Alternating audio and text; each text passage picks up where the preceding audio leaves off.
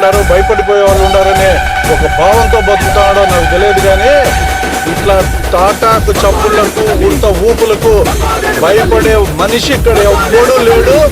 రమేష్ రెడ్డి అనేవాడు చూసింటాడు, ఆ లైఫ్ లో 100 మందిని చూసింటాడు. ఇష్టం వచ్చినట్టు నోరుందని చెప్పి మాట్లాడుతున్నారు, తల్లిదండ్రుల గురించి మాట్లాడతారు. ఇష్టం వచ్చినట్టు ఆ కొడుకు, ఈ కొడుకు, ఆ నా కొడుకు, ఈ నా కొడుకు, ఈ పదాలు చిన్నప్పుడే వదిలేసిన నేను.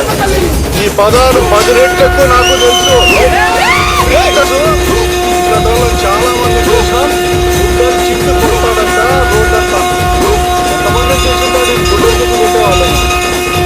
మా నాయన గురించి మాట్లాడతాడు.